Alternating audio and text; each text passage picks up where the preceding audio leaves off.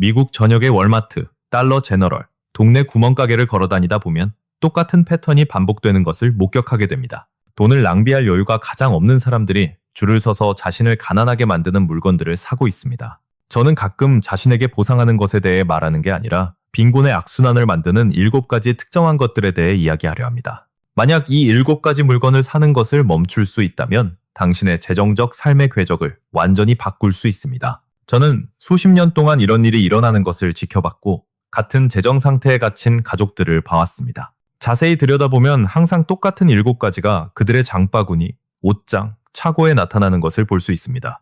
저를 화나게 만드는 것은 아무도 그들에게 왜 이런 구매가 그토록 해로운지 가르쳐주지 않는다는 것입니다. 그래서 저는 이 7가지가 무엇인지, 왜 재정적 독약인지, 그리고 대신 무엇을 해야 하는지 정확히 말씀드리겠습니다. 제가 대공황 시절 자랐을 때 우리 가족은 많은 것을 가지지 못했지만 아버지는 한 가지 교훈을 가르쳐 주셨습니다. 그 교훈은 어떤 투자 전략이나 사업 거래보다 더 많은 돈을 벌게 해준 것입니다. 가난한 사고방식과 부유한 사고방식의 차이는 지금 얼마나 많은 돈을 가지고 있느냐가 아닙니다. 그것은 당신의 손에 들어오는 모든 달러로 무엇을 하느냐에 관한 것입니다. 가난한 사고방식은 오늘 돈이 있으니 오늘 쓰겠다고 말하지만 부유한 사고방식은 오늘 돈이 있으니 내일을 위해 일하게 만들겠다고 말합니다. 제가 보여드릴 7가지는 모두 가난한 사고방식의 증상이지만 좋은 소식은 그 사고방식을 지금 당장 바꿀 수 있다는 것입니다. 이 영상을 다 보실 때쯤이면 이 물건들을 다르게 보게 될 것이고 왜 그것들이 함정인지 이해하게 될 것입니다. 첫 번째는 세차입니다. 이것은 제가 저소득층 지역사회에서 보는 가장 큰 부의 살인자입니다. 누군가 첫 번째 괜찮은 직장을 얻어 연봉 4만 달러나 5만 달러를 벌게 되면 제일 먼저 하는 일이 무엇인지 아십니까? 자동차 대리점으로 가서 8% 이자로 6년이나 7년 대출로 3만 5천 달러짜리 차를 사는 계약서에 서명합니다. 왜 이것이 재정적 자살인지 설명해 드리겠습니다. 새 차는 주차장을 나서는 순간 가치의 약 20%를 잃습니다. 1년에 걸쳐 20%가 아니라 첫날에 20%입니다. 당신은 방금 3만 5천 달러를 지불했는데 이제 2만 8천 달러의 가치밖에 없습니다. 당신은 아직 첫 번째 할부금도 내지 않았는데 벌써 7천 달러를 잃은 것입니다. 다음 5년 동안 그 차는 가치의 또 다른 40에서 50%를 잃게 되므로 3만 5천 달러짜리 차는 5년 후 약 1만 5천에서 1만 8천 달러의 가치가 됩니다. 하지만 당신은 여전히 이자를 고려하면 총 4만 달러 이상을 지불하게 되는 대출금을 갚고 있습니다. 부유한 사람들은 어떻게 하는지 아십니까? 그들은 2년에서 4년 된 중고차를 삽니다. 다른 누군가가 이미 그 엄청난 감가상각 타격을 받았고 3년 된 혼다 어코드나 도요타 캠리는 원래 3만 달러에 팔렸지만 지금은 약 1만 8천에서 2만 달러에 팔리고 있습니다. 그 차는 대부분의 유용한 수명이 남아있고 신뢰성이 입증되었으며 당신은 감가상각만으로도 1만 5천 달러를 절약한 것입니다. 만약 그 1만 5천 달러를 연평균 10% 수익률로 투자한다면 30년 후에는 26만 달러가 넘습니다. 당신은 방금 새 차 냄새를 은퇴 자금 25만 달러와 교환한 것입니다.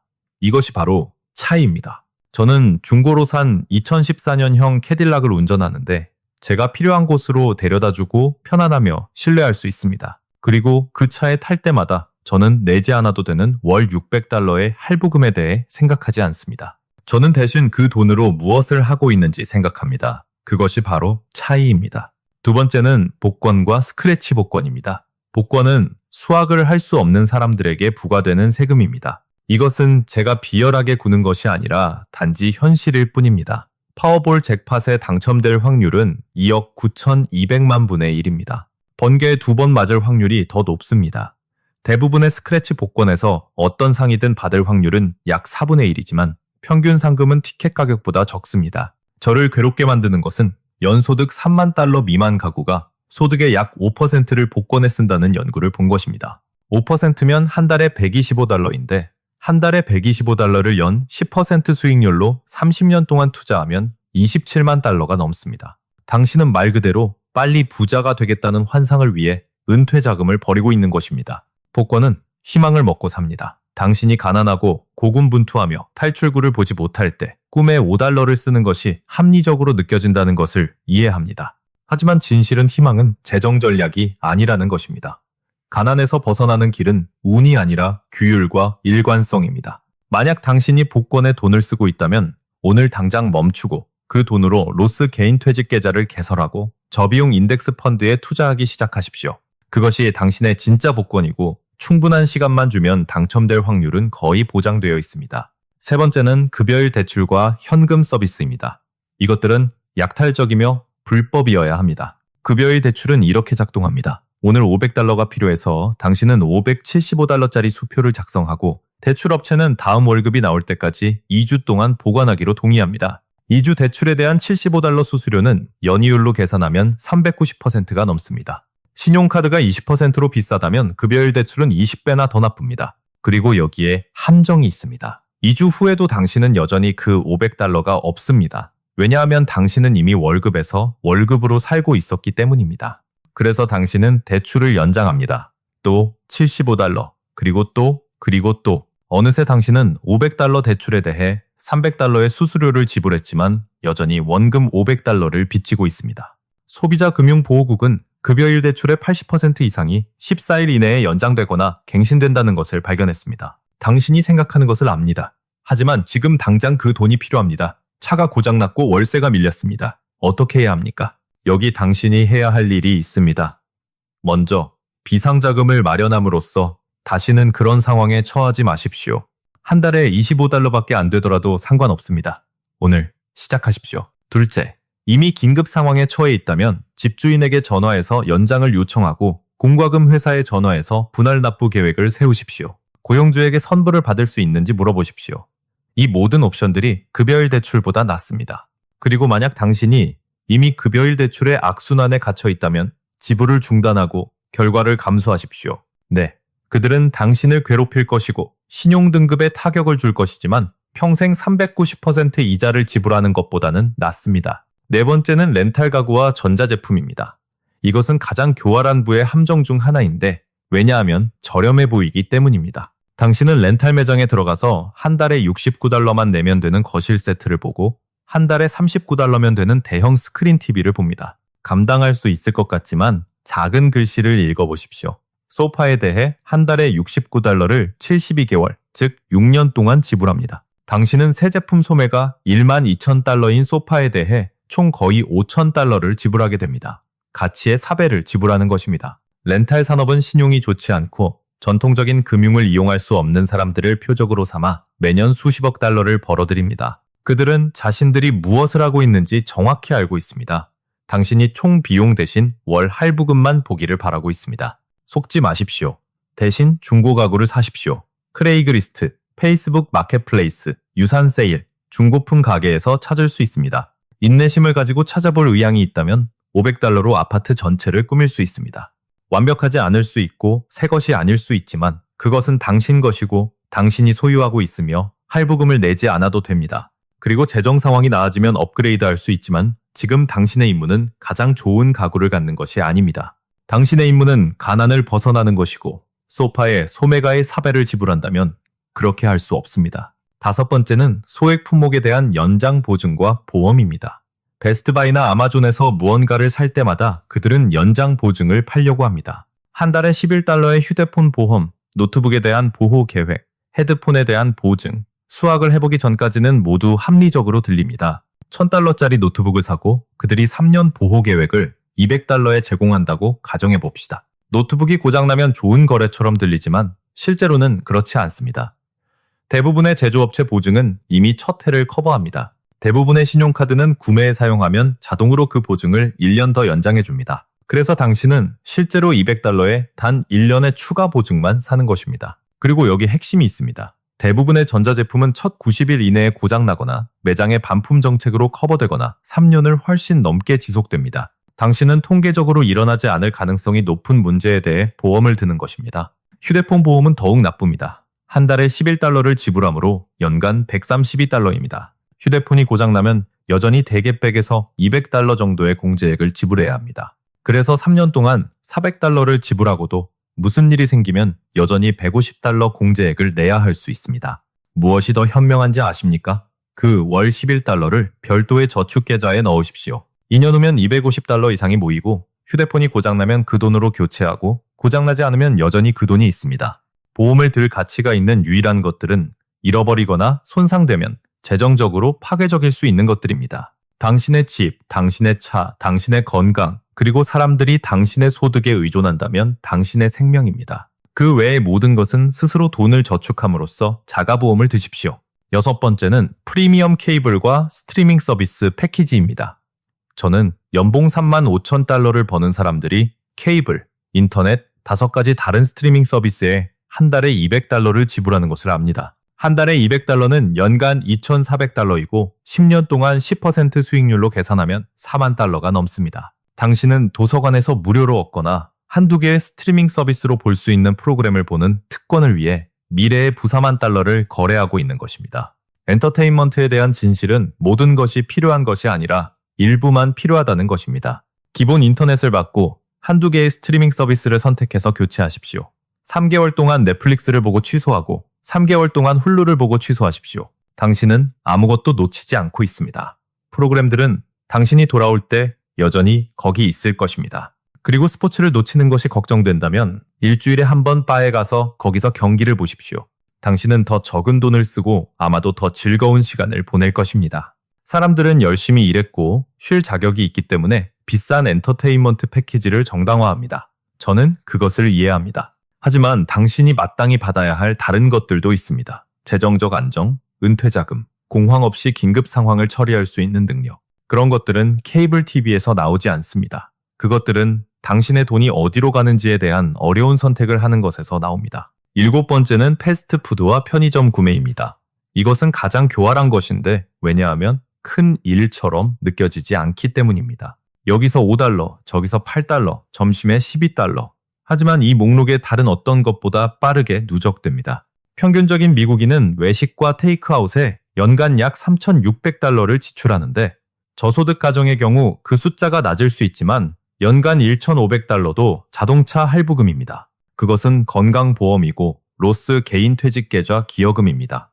저는 절대 외식하지 말라는 것이 아니라 의도적으로 하라는 것입니다. 근무일마다 점심을 각각 10달러에 사는 것은 한 달에 200달러이고 집에서 간단한 것이라도 점심을 만드는 것은 식료품비로 월 50달러 정도입니다.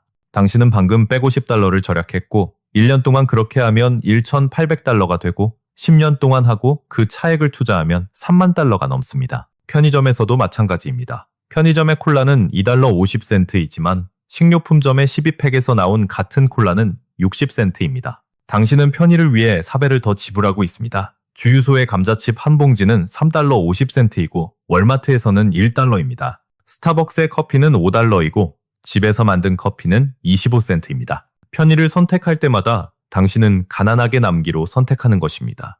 이제 이 7가지 모두의 공통점이 무엇인지 아십니까? 그것들은 모두 즉각적인 만족에 관한 것입니다. 그것들은 모두 나중의 비용을 생각하지 않고 지금 당장 기분이 나아지는 것에 관한 것입니다.